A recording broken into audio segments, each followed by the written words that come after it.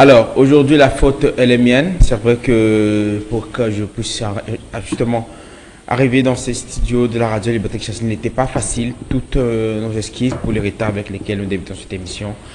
J'ai été bité par les embouteillages, raison pour laquelle nous débutons cette émission avec ces retards constatés. Toutes nos excuses pour la bande de Kovalanda. Abisso déjà parti à 10h30. On a eu suffisamment le retard de plus de 20 minutes. De retard, toutes nos excuses pour ça. Je pense que nous allons nous rattraper. Junior Kassanda assure le contrôle de la cabine technique ce matin. Junior Kassanda a remplacé Onésime Singani qui a passé nuit. La remise reprise a été respectée. On va parler Congo, notre pays. Vous le savez certainement que la situation à l'est du Congo continue à être préoccupante. On va également avoir une idée de celui que nous recevons pour vous, Nathan Walelo, Pasteur Denago. Il va nous parler de ce qu'il pense de la situation, mais bien avant. Pasteur Denago, bonjour. Merci de la disponibilité de Nathan Walelo. Je pense que ça va quand même ce matin. Oui, ça va, mais les embouteillages, comme vous l'avez dit, c'est vraiment terrible sur le boulevard. Alors c'est ça ce qui a causé ces retards. Ça va, Junior? 082 33 33 749 82 33 33 749. Avant que nous puissions évoquer le sujet, tout à l'heure je parlais de la situation à l'est du Congo démocratique qui continue à être préoccupante. J'aimerais quand même vous poser une seule question. Directement, vous allez entamer notre thématique du jour. Pasteur Denago, vous regardez la caméra, beaucoup de gens parlent. Est-ce que la solution, la situation que le Congo démocratique, le prophète pouvons nous dire que la solution elle est spirituelle? Parce que beaucoup disent aujourd'hui, avec la démarche du ministre de la Justice, le collecte les osales dans l'église, je ne sais pas si on va comme déjà dans le temple du Seigneur, le centre du Balobiko, si on va comme déjà qu'on a pour la collecte, pour la place, M. Bambon, et puis ça, moi, mingi, comme de comparaison, pour la partie dans Esther, va porter appui dans le Bandeko. Est-ce que la solution de la situation à l'est du Congo est-elle spirituelle? Oui.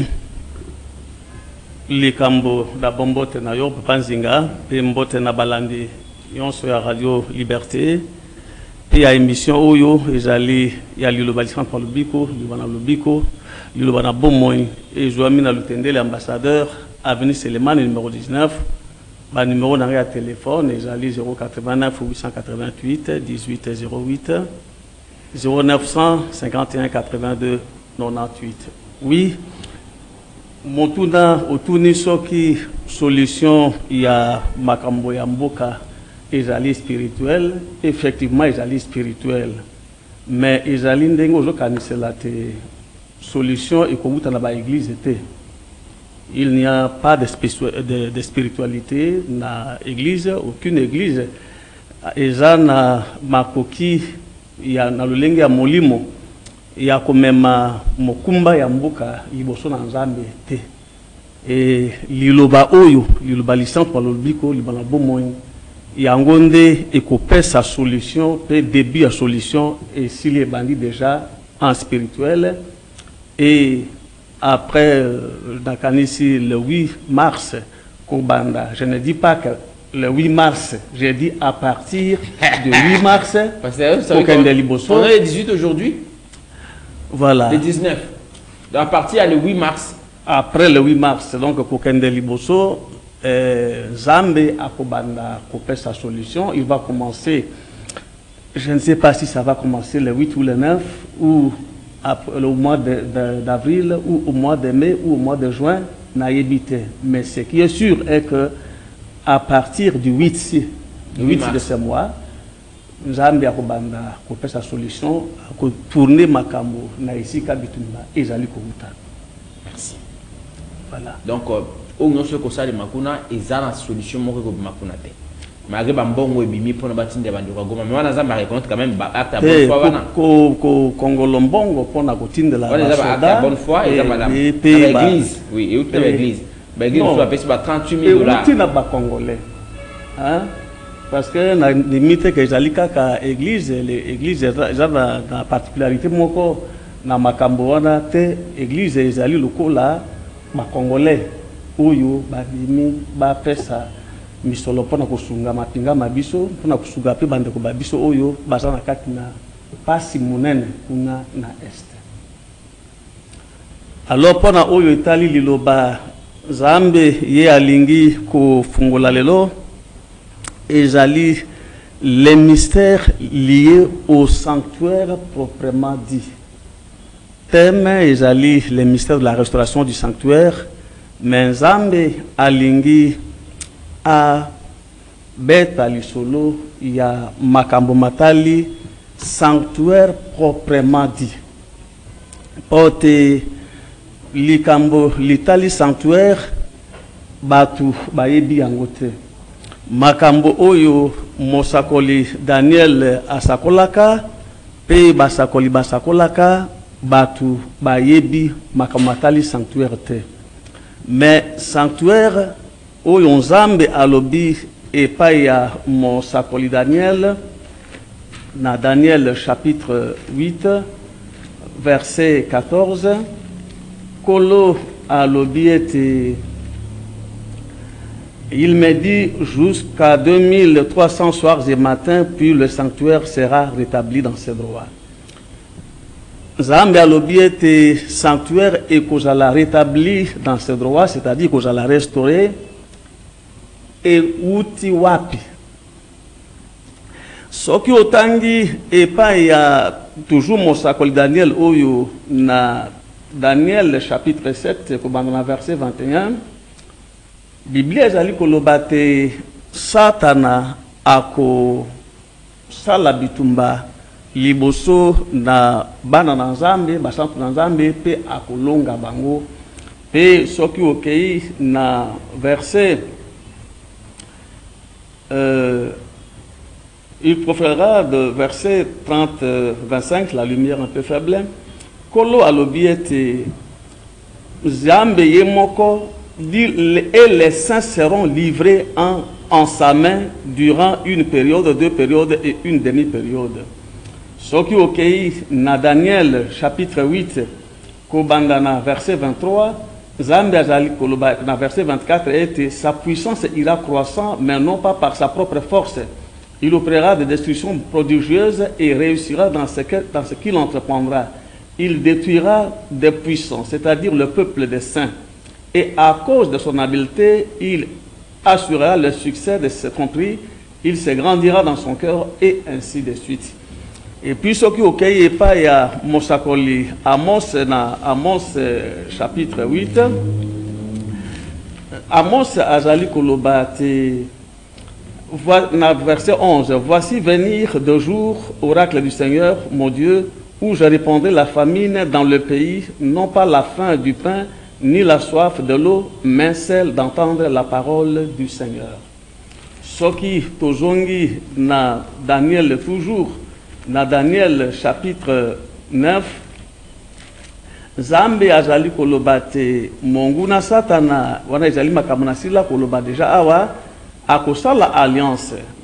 Daniel chapitre 9, verset 27, akosala alliance na ba oyo akokwesa bango pe na Daniel chapitre 11 verset 32 il fera apostasier par les intrigues. Donc ba sakoli banso balobaki ete makambo oyo ekoleka na tango ya suka batu bakoyeba yango malamu te.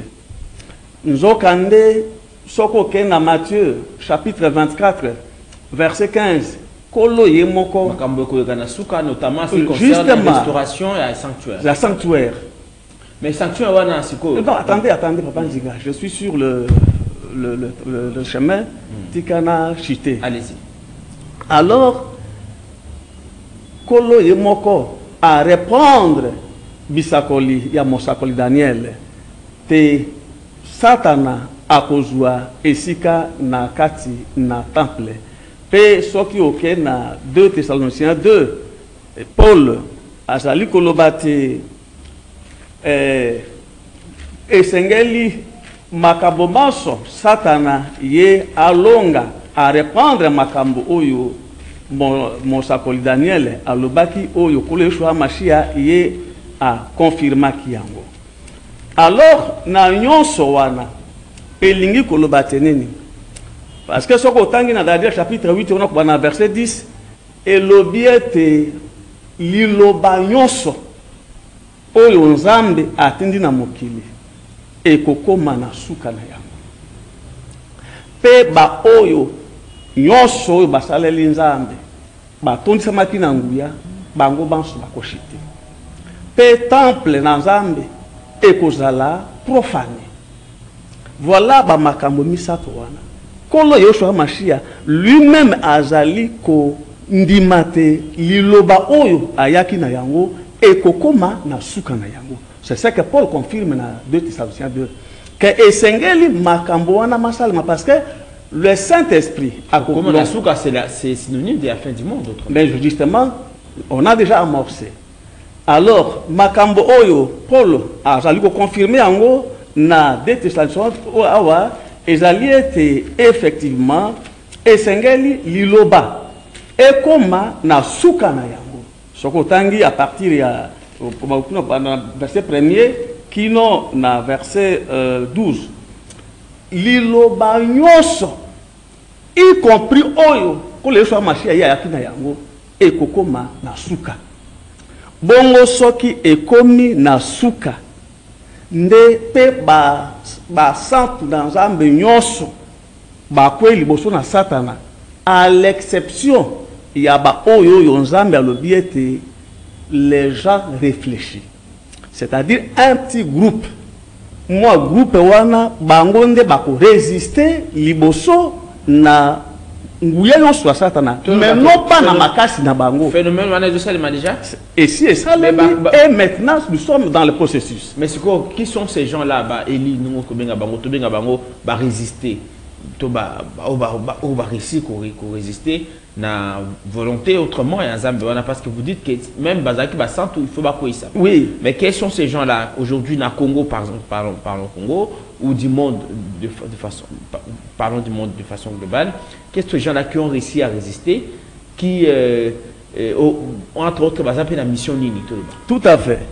Ba résister dans makasi mabango te. Mais nzambe nde a préserver bango. Et groupe wana nde nzambe a silaki kopona te na kati na bango akozwa liloba akopesa na motu moko. Donc motu wana nde akokamba liloba wana oyo ekobima na kati na sanctuaire kino na suka ya mokili. Donc motu amonde zayo. Nzambe azali kosakola makambo. Alors, Kolo. À part Yokasi, pour groupe à votre pasteur, vous le cacabon. Le vivre. Zambé, pour ça, les aïeux qui même basantu, ba o basaleli na ye. C'est son plan. Ba koisama. Oui. Yango ba koisami. Oui. Yango c'est quand même ma peine église. Mais sikoyo. Oui. À part Batouana, groupe wana Batouana, na ngotanga bango. Dakacha Batouana, Zambé a pesi yonde leader. Mission yako. Comme malilo babuti na suka pino mukolo ya suka pino suka mukili suka ya tango on to bengi lo ba tango ya suka problème combien de boza boni o boza ba ponaki nde ba suka yo na kati te zambe ye moto ayebi nombre ya batu oyo ye moko aponaki mais sur le plan des mystères prophétiques et des chiffres ce qui n'a expliqué lui on peut comprendre en côté. Parce que ce qui nombre est vanité, le Seigneur donne un nombre à ce qui n'est pas connu. Et dans cela, ce qu'on au sali, au discerner, ne au koiko bimisa, nombre oyo, Zambe asila kina kolengele. Alors Zambe alobiete, tango makambuma na mason, makoko kisama, nde ako restaurer le sanctuaire. Alors, restauration du sanctuaire, wana, ce qu'on a dans Acte chapitre 3, verset... Sanctuaire est la mission ni pasteur. Quand vous parlez de sanctuaire, beaucoup de gens ne comprennent pas. Je suis en train d'aller vers ça, pour être au sosola. Dans Acte chapitre 3, verset 19 à 21, Petelo azali kolobate Nzambe ako restaurer makambo masoloko la izalaka na ibandela lolenge basakolaka. Mais eloko nini oyo ezali awa. Ezali ete nakati na restauration ya sanctuaire ezali na bitape misato. Etape ya liboso ezali ete Nzambe ako révéler makambo sur makambo yo elekaka liboso ete Nzambe akela mabele pe akela mokili. Et là, c'est le sanctuaire alpha. Et pas moli momoko ya mosakoli moko et kota na kat na kembo na yango pona kokende ko découvrir ba mystère wana po ete ayeba ko présager makambo yo ekoya na simato na sukate. Alors deuxième étape, parce que tout banda ko examiner likambo moko moko ezali ete révélation et ko salema sur oyo nzambe ye alobaki te ekoya na sima. Et là, on y a c'est la fin du temps. La fin du temps plutôt, yango ekoko manasuka. Pe ba événement oyo. C'est-à-dire que tant qu'on matana là. Et que ça n'est qu'à ne pas battre yesu akoya ko kamata bandimi kilelo ko beta. Bana la. Batu ba yebite. Te combattre nanenga ko ya. Ba yebite. Soki ba yebaka. Mbele balinga bolo batetala kelelo yango yo. Ah, c'est comme moi je me suis dans le lobby. C'est là. Justement, il y a rien à comprendre. Quel est le moi je bête. Bon, est-ce que vous avez temba moko tomati, toki mongo aza beti pour ezali bongo te. Quel est le beti? Tika na expliquer le moi moke makamo matali kelelo. Zambe azoloba epa na monse. Alobi te soki kelelo e beti malamu te soki mongongo ya kelelo ekuzobi malamu te moyen mapinga ya Israël bayeba na kokena bitumba to kotambola malamu ezali te esengeli mongongo ya kelelo ebima polele pote bayeba te Zambe alobaki te soki babeti mbala moko ezali pona likambo songolo soki babeti mbala mibale ezali pona likambo songolo soki babeti mbala ezali pona likambo songolo. Alors, ezali image ya nini? Ezali image te église tango ekomi na suka na yango. Kelelo oyo église zada yango, mongongo na yango ekoko bimate. Parce que ils n'ont aucune révélation sur le temps de la fin. Pe baza na révélation moko sur oyo ezlaka na ibandela te. Alors comme baza na yango te, ils vont tourner autour du pot. Lokola nyoka na kati na mbeki kolobaka ka même likambo ti bakufi na kati na likambo wana ba interpréter quand Bible lobby. Non, il n'y a pas d'interprétation. Parce que l'interprétation Job azali kolobate esengeli kokota na science na Nzambe et la sagesse dit que molimo ya sagesse azali initié pour la science na Nzambe. Donc ce qui Nzambe a pesi molimo oyo ye moko a initié ye pour natina na kozwa ba grande révélation ya liloba wana tango ya sukate motu moko ko yeba yango azalite. Alors mongongo ya kelelo ezali nini? Le son ya trompette wana esengeli ebima pe ezala différent na oyo ezala kati na ba église. Donc trompette ango ezali to kana ezali loba ezali ndenge bakanisaka papa wana te ezali loba pona nini po Nzambe alobi ete liloba alobi na pesi lobi wapi kezabi liloba pasteur. Pardon ezali na kati ya buku olobi ke Nzambe apesaki yo oya ko interpréter yango na tango ya suka oyo pesaka prophète Daniel soki ok et pas na nombre le Seigneur vous parle de makamotali kelelo oyo bazala mais justement le Seigneur a réservé les choses de la fin de sorte que motu oyo abenga mprobiksa mate ayo kate pe asosolate. C'est ça ce que dit la Bible. Daniel a lobiete mayele, Daniel chapitre 12 verset 4 a lobite mayele ya sika isengeli et kitape mayele wana ekomata. Bongo batu ya masumu soke na je crois na verset 11 9 kuna ezo lobate bakokoba na kosala lisusu mabe koleka pe bango bakotombokela liloba oyo ekoya na tango ya suka parce que liloba wana ezali koya pona kotalisi na bango destiné prophétique na bango te bazali batu ya lifelo. Alors Nzambe azali koloba eti na troisième révélation makamtalisa parce que le sanctuaire est rattaché à la parole. Pona nini? Po ete sanctuaire na yango moko soki existait pamba et que nzambe aza na kati na yango te lokola lelo église bazali koloba te baza pe na sanctuaire eza na ntina moko te temple a pasteur amatagumba maka eza na ntina moko te eloko nyonso wana eloko oyo ebengami na église na kumba ya église ebangisa yo te mpe eimpressionne yo te nyonso wana pasteur azali kogumba motumu ye liboso na satana oyo asili kozwa esika na kati na baéglise. Alors nzambe alobi mpona ntina na oyo etali troisième révélation ezali nini ezali ete makambo manso oyo nzambe abombaka mpe alobaki te yango ekozala révélé na ntango oyo ya suka likambo moko ndenge mosakoli Esaïe alobi na Esaïe chapitre 64 na verset 3 mpe Paul ake koreprendre yango na 1 Corinthiens 2 je crois verset 9 à 10 nzambe azali alobi eza na makambo oyo miso ma moto emona te c'est-à-dire même Adamu na oyo nyonso azalaki na yango lokola elili na bonzambe na kolo miso ma mamonaka yango te baloba oyo toyoka lelo ba révélation nzambe apesa ba makambo oyo non seulement ozali koyoka mais makambo oyo ekoya lisusu na nsima eleki monene koleka oyo ozoka lelo oyo parce que le temps de la manifestation de cette grande gloire naino ekokite nzambe il fallait que il fallait que yo obima na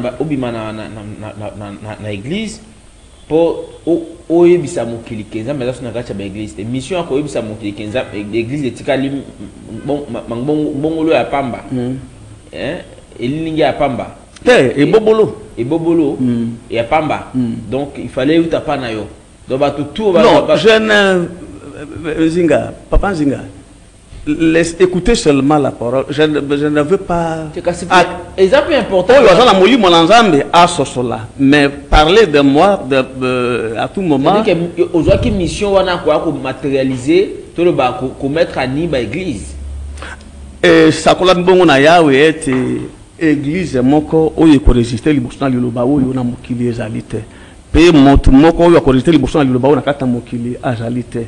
Liloba oyo eye pona ko s'imposer des forces na mokili mobimba ko banda na séjour de mort na satana ye moko kino na batu na ye na kati na mokili. Alors sanctuaire lobi alors sanctuaire eza ndako na nzambe nzokande ndako na nzambe sanctuaire wana ezali fondement na yango po ete eloko evanisami na kati ezali liloba oyo wapi liloba oyo nzambe ya lobaki na mosakoli Daniel ete yango ekofungwa mabubelese na tango oyo ya suka kasi liloba wana wuta Adamu mosakoli moko oyo azwaka yango azalite pe liloba wana wuta Adamu mosakoli moko oyo azana idée claire sur liloba wana azalite nzambe alobaki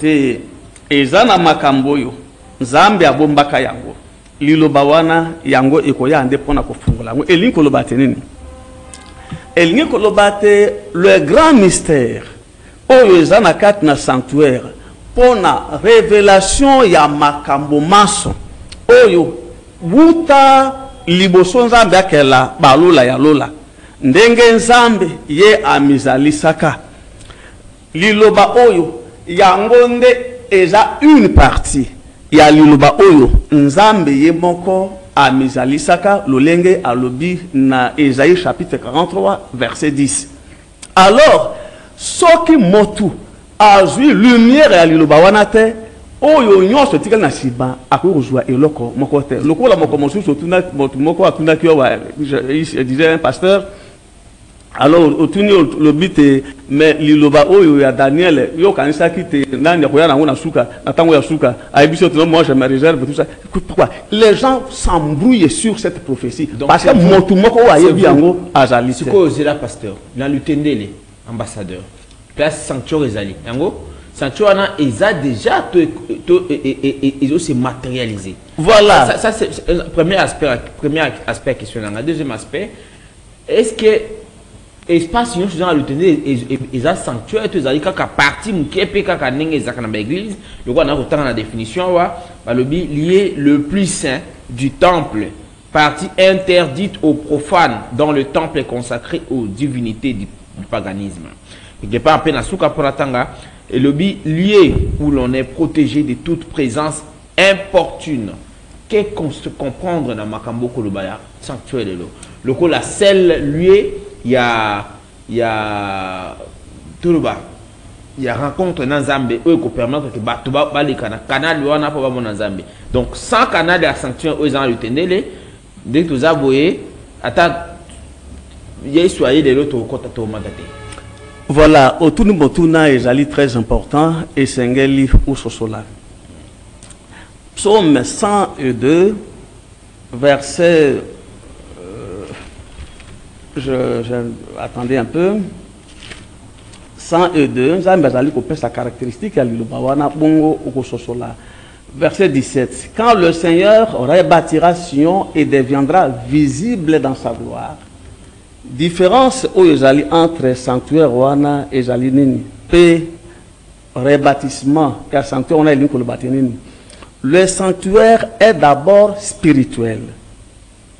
Et le sanctuaire, parce que tango Nzambe akitisaka bamai awa ose, sanctuaire ezalaki physique, sanctuaire ezalaki spirituel. Et les gens ne comprennent pas ce que signifie un sanctuaire. Sanctuaire, fondation na yango de base ezali kubanda na hôtel. Et c'est sur l'autel que la parole du Seigneur descend. Alors sanctuaire ya ibandela wana esika liloba motu ya liloba kitaka lokola tonga mwinda moke kasi mwinda moke wana yango wana omoni lelo bekani molili soko telebi na moi boye moyo omona mo place molili ezalaka ezate. C'est cela le Dieu comme Dieu de faible commencement a bandaki na lenge e wana po ete mwinda wana e ya monene. Et c'est cette gloire là oyo yango e keli mabele pe mokili et sali makambo maso ezali une partie ya liloba oyo Nzambe amisakolaka po ete amizalisa. Ezali une partie ya liloba oyo Nzambe akelaka na balole alola, une partie na yango akelaka na balola basantu pe bikila mbiso, et une partie Nzambe akelaka yango na mokili. Pona kolobate sur la parole de la création. Sanctuaire wana ezali sanctuaire ya liloba oyo ya bokeli. Pona kolobaete lokola ezali liloba ya bokeli. Satana akelamaki na Nzambe. Adamu akelamaki na Nzambe. Ba milimo nyonso bakelamaki na Nzambe. Bikela mubiso bikelamaki na Nzambe. Et comme liloba yango nde ekelaka bikela mubiso pe molimo na Nzambe yende motu ayebi na ko inspecter bon moyonso oyo ezali ya ba créature nyonso Nzambe ya sala ezo sala ete liloba wana eza na suprématie sur maloba maso oyo Nzambe asakolaka wuta Abel te kino prophète Branham na sukawa. Alors maloba maso mana oyo Nzambe yemoko asakolaka ezalaka maloba oyo ezala ebanda oza na suka na yango liloba eye ekomi na suka na yango. Satana ya buti liloba wana tipe akwesi yango ya mibale eye alongi pe yango ya misato pe eye alongi yango kasi liloba o sanctuaire oyo